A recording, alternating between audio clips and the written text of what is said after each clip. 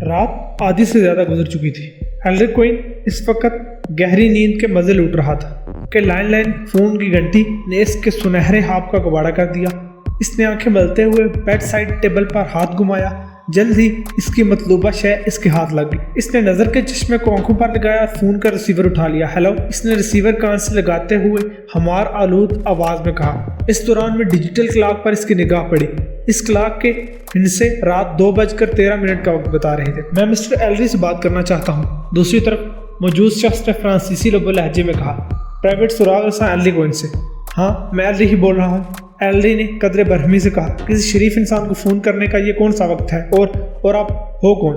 नींद से अचानक बेदार होने के बाद एल्री दूसरी तरफ बोलने वाले शख्स की आवाज़ को पहचान नहीं पाया। इस बंदे ने बताया, मैं शार्लेट हूँ, शेफ शार्लेट। ओह, तो आप हो? एल्री ने कहा। इतनी रात के फ़ोन करने का सबब? मैं मिस्टर साइरस के लिए परेशान हूँ। क्या हुआ मिस्टर साइरस को? साइरस का नाम सुनते ही एल्री की नींद काफूर हो गई। वो हैरियत से तो है ना? अगर यहाँ हैरियत होती तो मैं इस वक्त फ़ोन करके आपकी नींद हराम ना करता मिस्टर एल्री। शार्लेट ने मार ख़ाना लहजे में कहा। मिस्टर साइरस को कुछ हो गया है। मैं बहुत ज़्यादा फिक्रमंद हूँ। मैं पर्ल क्लब के दूसरे मेंबर्स को भी कॉल करने जा रहा हूँ। प्लीज़ आप फ़ौरन यहाँ आ जाए। ओके, मैं पहुँच रहा हूँ, एल्री ने बिस्तर छोड़ते हुए कहा और रिसीवर को क्रैडल पर रख दिया। एल्री ने हंगामी बुनियादों पर सिर्फ 15 मिनट में खुद को तैयार किया और अपनी गाड़ी में बैठकर पर्ल क्लब की तरफ रवाना हो गया। पर्ल क्लब अपनी नोयत का एक मुनफरिद क्लब था। इसके मेंबर की तादाद सिर्फ 6 थी। मिस्टर साइरस एक उम्र रसीदा शख्स था और इस क्लब का मेजबान रूह रवां भी। वो अपनी उम्र के 90 बहारें देख चुका था। 5 जिगर मेंबरान में भी कोई कदरे मुश्तरक नहीं थी। वो लोग जिंदगी के मुख्तलिफ शोबों से ताल्लुक रखते थे, जैसा कि criminal attorney mister Darnell, Russian chemist doctor Araquery, मारूफ साइकाट्रिस्ट डॉक्टर वरीलैंड, नौउमर शायरा एमी वाइंडर और Ellery Queen, mystery magazine EQMM के रूह रवां प्राइवेट सराग रुसा Ellery Queen. Pearl club New York club में मैनहट्टन के एक मल्टी स्टोरी आलिशान इमारत में था, जहां लोग अक्सर व बेशतर मिलते थे और अपने वक्त को एंजॉय किया करते थे। ज़ईफ़ुल उमर मिस्टर साइरस इन सब की मेज़बानी किया करता था और शार्लेट इस क्लब में बतौर शेफ उनकी लोगों की खिदमत के लिए मुस्तैदी से अपने काम में मसरूफ रहता था। एल्री क्वीन ने अपनी गाड़ी क्लब वाली बिल्डिंग के सामने रोकी और बड़े इत्मीनान से चलते हुए वो इमारत के सामने बढ़ने लगा। मैनहट्टन के पार्क एवेन्यू पर इस वक्त ज्यादा भीड़ भाड़ नहीं थी, वरना दिन शाम और इस शब तक वहां बड़ी रौनक और चहल पहल रहा करती थी। जल्दी क्लब के दीगर मेंबरान भी इसकी निगाह में आ गए। क्रिमिनल अटार्नी मिस्टर डार्नल तेज रफ्तारी से बिल्डिंग की लॉबी में से गुजरते हुए लिफ्ट की जानिब बढ़ रहे थे और एमी एल्री को देखकर रुक गई। क्या तुम्हें भी शार्लेट ने फोन करके बुलाया है? एल्री ने करीब आने पर इससे पूछा। एल्री और एमी में गहरी दोस्ती थी। एमी एक तो नौउमर थी, दूसरा इसकी सेहत भी इल्ला माशाअल्लाह ही थी, लिहाजा दूसरे क्लब मेंबर्स के मुकाबले में वो बच्ची ही नजर आती थी। वो सब इसे लिटिल एमी कहकर पुकारते थे। इस वक्त एमी का चेहरा और सर के बाल एकदम होनक दिखाई दे रहे थे। एल्री की तरह यकीन शार्लेट ने भी इसे गहरी नींद से जगाया होगा। एल्री ने इस बात में जवाब दिया। एमी का हाथ थाम कर वो भी लिफ्ट की जिम्मत बढ़ गया। इस दौरान में डार्नल लिफ्ट में सवार होकर ऊपर की जानिब रवाना हो चुका था। चुनांचे लिफ्ट की वापसी के लिए इन्हें 2 मिनट तक लॉबी में ही इंतजार करना पड़ा। रात के आरी पैर लॉबी बिल्कुल हारी पड़ी थी। वो दोनों भी लॉबी की तरफ खामोश थे और बेहद उलझे हुए दिखाई दे रहे थे। वो ऊपर पहुंचे तो शार्लेट ने इनका इस्तकबाल किया। उस फ्लोर पर साइरस के पर्ल क्लब की हुक्मरानी थी। कॉरिडोर दीवारों पर नामवर मुसव्विरों की कीमती पेंटिंग्स आवेजा थी जो साहिब खाना मिस्टर साइरस के आला ज़ौक़ की नुमाइंदा करती थी।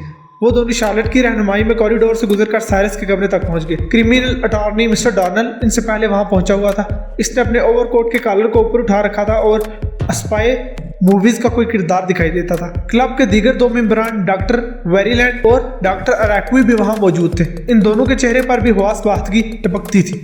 दोनों डॉक्टर झुककर अपने अजीज और मेहरबान दोस्त पर्ल क्लब के बानी मिस्टर साइरस का जायजा ले रहे थे। मिस्टर साइरस अपनी व्हीलचेयर पर खामोश बैठा था। इसके बदन में किसी किस्म की हरकत दिखाई नहीं दे रही थी। वो बिल्कुल साकित और जाविद बैठा था। ये व्हीलचेयर पिछले 20 साल से मिस्टर साइरस के इस्तेमाल में थी, लेकिन आज तक क्लब के किसी मेंबर ने इसे इतना खामोश, बेहिस्सो हरकत और लाताल्लुक नहीं देखा था। इसे क्या हो गया है? मिस एमी की होप में डूबी हुई आवाज गूंजी।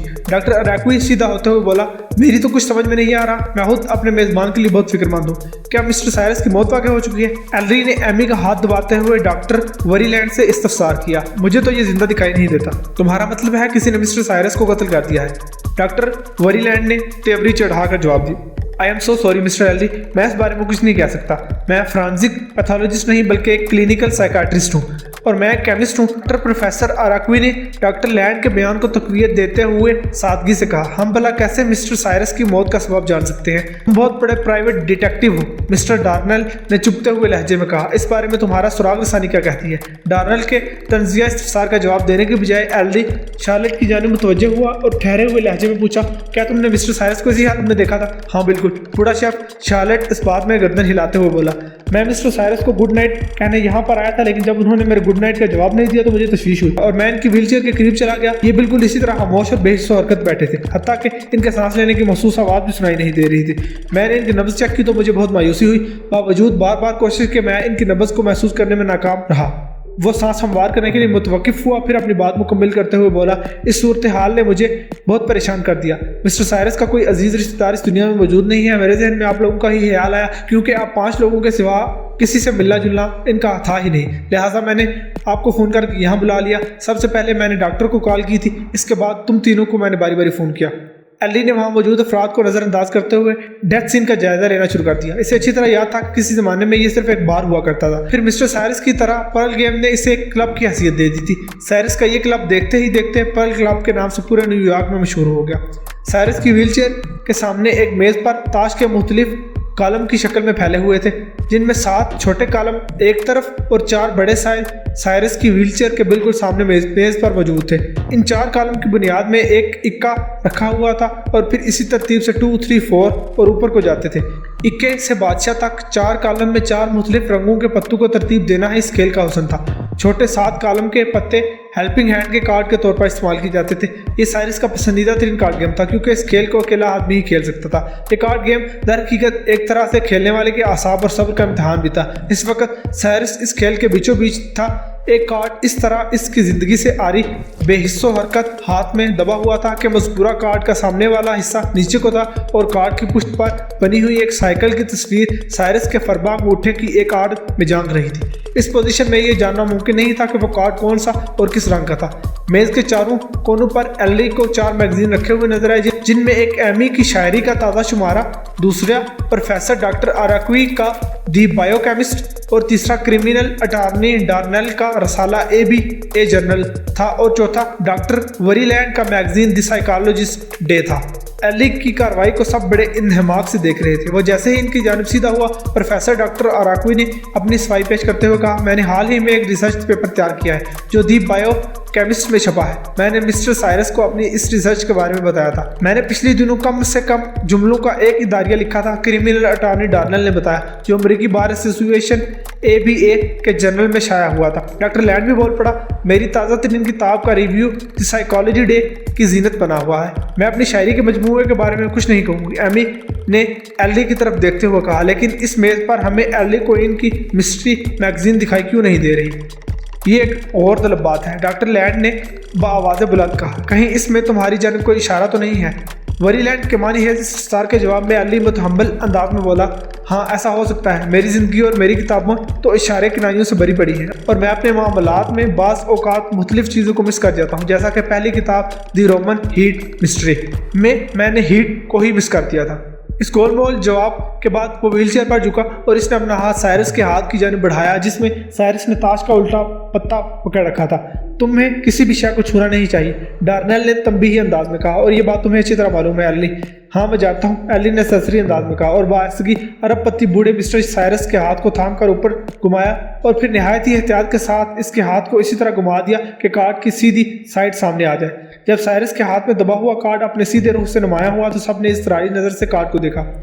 वो क्वीन ऑफ क्लब्स यानी चिड़िया की बेगम थी। ये तो क्वीन है, एमी ने सरसराती हुई आवाज़ में कहा। क्वीन ऑफ क्लब्स, प्रोफेसर अराक्वी ने तस्वीर वाले अंदाज में कहा। फिर वो पर्ल क्लब के मेंबर को टटोलती हुई नज़र से देखने लगा।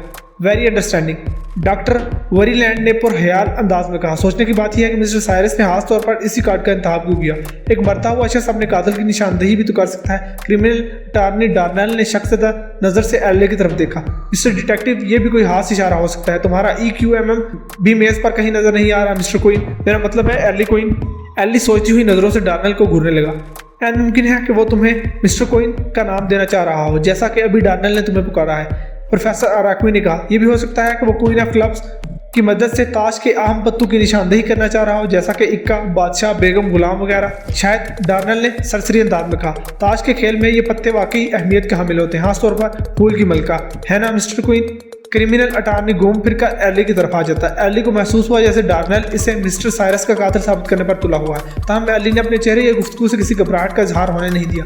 आखिर तुम लोगों के साथ मसला क्या है? एमी की चीख से मुशाहबा आवाज कमरे में गूंजी। तुमने मिस्टर साइरस की मौत को भी पजल गेम जैसा बना दिया है, जिसके मुंह में जो आ रहा है बोले जा रहा है। ऐसा लगता है कि शार्लेट ने रात के फोन करके किसी लेट नाइट डिनर में मदऊ किया है। हद होती है, मैं यहाँ मजीद रुकना पसंद नहीं करूंगी। तुम शौक से अपना पजल गेम जारी रख सकते हो। टामुक तो यह मारने में आहत जाता ही क्या है। एमी बिल्कुल ठीक कह रही है। प्रोफेसर डॉक्टर अराकुई ने गहरी संजीदगी से कहा, हमें अंदाजों के खेल में वक्त बर्बाद नहीं करना चाहिए। अगर किसी शफाक ने हमारे अजीम दोस्त की जान ली है तो हमें फौरन पुलिस को इस वाक़े की इतला देना चाहिए। ये हमारी नहीं, प्रोफेशनल्स की जॉब है।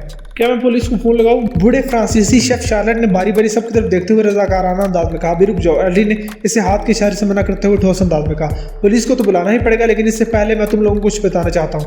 वो क्या मिस्टर क्वीन? डार्नेल ने तीखे लहजे से इस्तफसार किया।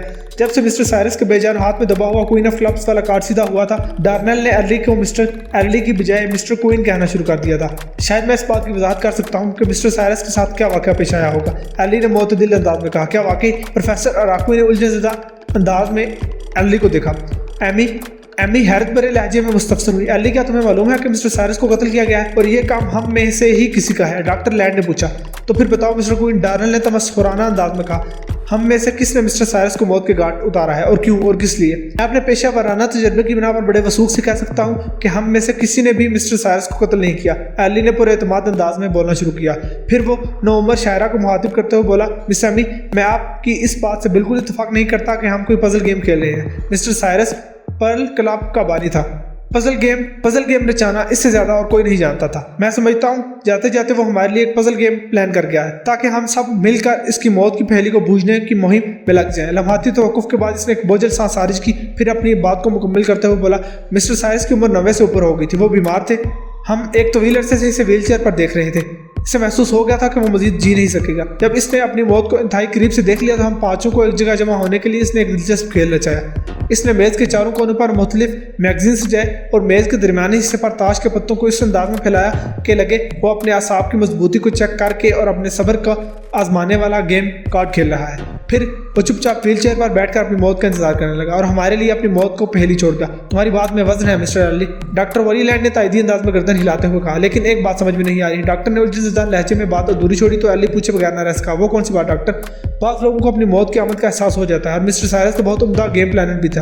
अपनी मौत को हमारे लिए एक पजल बना दिया है, मगर इस मेज पर तुम्हारा EQMM Ellery Queen mystery Magazine दिखाई क्यों नहीं दे रहा? इसका एक खास सबब है, एली ने ठहरे हुए लहजे में कहा। मिस्टर साइरस को फिक्शन बिल्कुल पसंद नहीं था। आप चेक कर सकते हैं, इनकी बुक शेल्फ में EQMM या किसी और फिक्शन मैगजीन का एक शुमारा भी आपको नजर नहीं आएगा। इसका मतलब है मिस्टर साइरस की मौत कोई कत्ल नहीं है। एमी ने एक आसूदा सांस खारिज करते हुए कहा। प्रोफेसर अराकुई ने कहा, और इसका एक मतलब यह भी है कि मिस्टर साइरस की तभी मौत वाकई हुई है, यानी यहाँ किसी किस्म का जुर्म नहीं हुआ है। जो भी है पुलिस को तो बुलाना ही पड़ेगा। डार्नेल ने दो टोक अंदाज में कहा, फिर शार्लेट की तरफ देखा।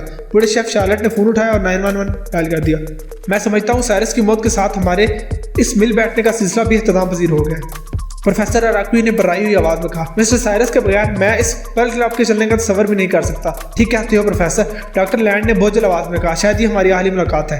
क्रिमिनल अटॉर्नी ने इस मौके पर कुछ नहीं कहा। वो शख्स नजरों से सबको देख रहा था, जैसे इनमें से किसी कातिल को तलाश करने की कोशिश कर रहा हो। और नौउम्र शायरा एमी वांडर मीर को जैसे चुप लग गई थी।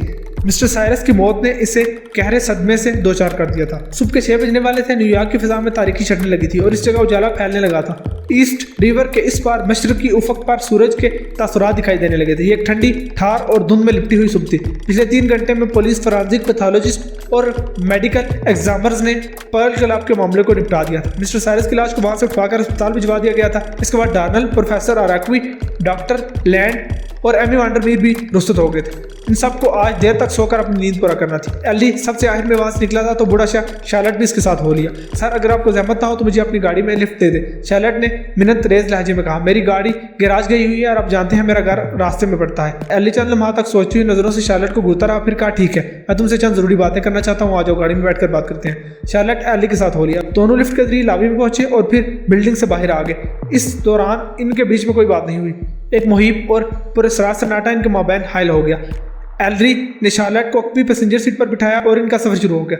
गाड़ी के अंदर भी खामोशी ने डेरा जमाया रखा। इस दौरान में एलरी गाहे बगाए अकबनुमा आईने में शार्लेट को देख रहा था। शार्लेट हासा बेचैन दिखाई दे रहा था। एलरी की पूरी सराह चुप इसकी समझ में नहीं आ रही थी। बिलाहिर इसी ने गुफ्तगू का आगाज किया। सर, आप मुझसे कोई जरूरी बात करना चाहते थे? मैं सच्चाई से वाकिफ हूँ, एलरी ने गंभीर अंदाज में कहा। शार्लेट ने चौंकते हुए लहजे में पूछा, कौन सी सच्चाई? मिस्टर साइरस की मौत की सच्चाई, एलरी ने कहा। ओह, शार्लेट एक गहरी सांस लेकर रह गया। एलरी ने ठहरे हुए लहजे में कहा, मैं जानता हूँ मिस्टर साइरस को किसने कत्ल किया है। सर, मुझे भी बताएं। बूढ़ा शख्स शार्लेट आगे को झुक गया। मैं भी जानना चाहता हूँ मिस्टर साइरस की मौत का जिम्मेदार कौन है? एलरी ने सरसराती हुई आवाज में कहा, शार्लेट, तुमने मिस्टर साइरस की जान ली है। सर, ये आप क्या कह रहे हैं? शार्लेट बिखरी हुई आवाज में बोला। मैं भला मिस्टर साइरस को क्यों कत्ल करूंगा? शार्लेट, क्या तुम्हें मेरी सराग रसानी की सलाहियत पर कोई शक है? एलरी ने जवाब देने की बजाय इसी से सवाल कर डाला। नहीं सर, शार्लेट ने नफी में गर्दन हिलाई। आप अमेरिका के माने हुए डिटेक्टिव हैं, मैं भला आपकी सलाहियतों को कैसे चैलेंज कर सकता हूँ? लेकिन शार्लेट ने जुमला अधूरा छोड़ा तो एलरी पूछे बगैर ना रह सका। लेकिन क्या? मेरी समझ में ये नहीं आ रहा। वो इस तरारी लहजे में बोला, आप किस बिना पर मुझे मिस्टर साइरस का कातिल ठहरा रहे हैं? मैं तो तवील अरसे से इनकी खिदमत में था और बहुत ज्यादा ख्याल रखता था। किस बिना पर? एलरी ने शार्लेट के अल्फाज का एक टुकड़ा ज़ेरे लब दोहराया और फिर पुरसोच अंदाज में बोला, जय वकूआ कत्ल की वारदात पर कोई निशान नहीं मिला। मरने वाले ने ऐसा कोई मैसेज नहीं छोड़ा जिससे कातिल तक रसाई का रास्ता खुलता हो। मिस्टर साइरस की मौत के मुकदमे को हल करने के लिए किसी लॉजिक का इस्तेमाल नहीं किया जा सकता। वो सांस संवार करने के लिए मुतवक्किफ हुआ, फिर बोला, शार्लेट एक होशियार सुराग रुसा इस किस्म की सूरत हाल में सिर्फ अंदाजा लगाता है और अक्सर इसका अंदाजा दुरुस्त साबित होता है। ओह, तो आप किसी अंदाजे की बुनियाद पर मुझे मिस्टर साइरस का कातिल साबित करने पर तुले हुए हैं? शार्लेट ने इस्तहज़ाइया अंदाज में कहा। बराए मेहरबानी मुझे अपने इस अंदाजे के बारे में बताएं। मैं जानता हूँ तुम साल मिस्टर साइरस के क्लब में खिदमत अंजाम देते रहे। मिस्टर साइरस तुम पर भरोसा भी बहुत किया करते थे, एली ने ड्राइविंग करते हुए कहा। तुम भी मिस्टर साइरस की एक एक अदा से वाकिफ थे। तुम जानते थे कि तुम्हें इन्हीं लोगों को इम्तिहान में डालना पसंद था, इसलिए उन्होंने पर्ल क्लब कायम किया था। तुमने इन्हें मौत के घाट उतारने से पहले ताश के पत्तों और मैगजीन वगैरह मेज पर ऐसा खेल नचाया जिसे देखकर लगे कि मिस्टर साइरस इस दुनिया से जाते हुए भी अपने क्लब मेंबर्स के लिए एक पजल गेम छोड़कर चले गए हैं। तुम एक खास बात भूल गए थे और मैंने तुम्हारी इसी गलती को पकड़ा है। कैसी गलती? फ्रांसीसी शेफ ने उलझे लहजे में कहा। मैं आपकी बात समझ नहीं पा रहा था। टाइमिंग, एलरी ने एक लफ्ज़ पर जोर देते हुए कहा। पर्ल क्लब के मेंबर को फोन करने की टाइमिंग। शार्लेट ने बेजारी से कहा, आप पता नहीं किस किस्म की बातें कर रहे हैं सर। तुम अमूमन रात 10 बजे तक पर्ल क्लब में अपनी ड्यूटी ऑफ करके घर से चले जाते हो। अगर किसी रात मिस्टर साइरस का कोई खास फंक्शन हो तो वो तुम्हें मिडनाइट तक क्लब में रुकना पड़ता। एली ने वजाहत करते हुए कहा, लेकिन मैं जानता हूँ तुम्हें भी अच्छी तरह मालूम है कि पिछली रात क्लब में कोई स्पेशल फंक्शन नहीं था। फिर तुम रात के 2 बजे और 2:15 बजे पर्ल क्लब में क्या कर रहे थे? तुमने क्लब के लैंडलाइन नंबर ही से कॉल करके तमाम मेंबर्स को मिस्टर साइरस के बारे में बताकर फौरन क्लब में पहुंचने के लिए कहा था। मुझे तुमने ठीक 2:13 पर फोन किया था। क्या मैं गलत कह रहा हूँ शार्लेट? तुम मानते हो ना कि मैं एक शार्प माइंड डिटेक्टिव हूँ, है ना? शार्लेट के कंधे ढक गए। एली का मौक़िफ़ इतना मजबूत और सनसनीखेज था कि शार्लेट अपने दिफा में कुछ न कह सका। इसने एली के दलाइल के सामने हथियार फेंक दिए। अकबी निशिस्त की पुश्त पर टेक लगाकर इसने आंखें बंद कर ली, फिर शिकस्त छोड़दा लहजे में बताने लगा, मिस्टर साइरस बहुत ज्यादा तकलीफ में थे। तवील बीमारी ने इन्हें जिंदगी से मायूस कर दिया था। वो आप लोगों की तफरीह तबाह के लिए शानदार ज़ियाफ़तों का एहतमाम जरूर करते थे, लेकिन वो अंदर से बुझ चुके थे। इन्हें महसूस हो गया था कि इनका आखिरी वक्त आन पहुंचा है। वो शानदार अंदाज में मौत को गले से लगाना चाहते थे और अपनी इस ख्वाहिश को पूरा करने के लिए उन्होंने मुझसे दरख्वास्त की थी और मैंने इनकी मुश्किल आसान कर दी। रमाती तवक्कुफ करके शार्लेट ने कहना शुरू किया, मैंने कभी मिस्टर साइरस की किसी बात को मानने से इनकार नहीं किया। मैंने अपनी जिंदगी इनके लिए वक्फ कर दी थी। बस मैं इनके आखिरी हुक्म को टाल ना सका। उन्होंने मुझसे जो मदद मांगी वो मैंने कर दी, नताइज की परवाह किए बगैर। मुझे इस जुर्म में जेल जाना मंजूर है, मगर नमक हराम और बेवफा कहलवाना हरगिज नहीं। एली ने अपनी गाड़ी को सड़क के किनारे रोक दिया। शार्लेट ने हड़बड़ाकर आंखें खोल दी और डूबे हुए लहजे में कहा, मिस्टर एली, क्या आप मुझे पुलिस स्टेशन लेकर आए हैं? नहीं, एली ने मोतदिल अंदाज में कहा। शार्लेट, तुम्हारा घर आ गया है। ओह, शार्लेट बेयकीनी से बोला, क्या एक पाले जुर्म के बाद भी आप मुझे इतनी आसानी से जाने देंगे? नमक हिलाल, फरमा बरदार और वफाशार लोगों का जेल जाना मुझे अच्छा नहीं लगता शार्लेट, एली ने सपाटदार आवाज में कहा। तुमने एक अरबपति, मजबूर और लाचार लबेगोर शख्स की मुश्किल आसान की है। इस जॉब ने तुम्हें हासा थका दिया है। घर जाकर सो और इस संगीन वाक़े को एक डरावना ख्वाब समझकर भूलने की कोशिश करो। इसमें तुम्हारी भलाई है। शार्लेट ने तशक्कुराना अंदाज में एली को देखा और मुंह से कोई लफ्ज अदा किए बगैर वो गाड़ी से उतर गया। एली ने एक तवील जमाई ली और मैनहट्टन की फलक बोस इमारतों के साए में गाड़ी आगे बढ़ा दी।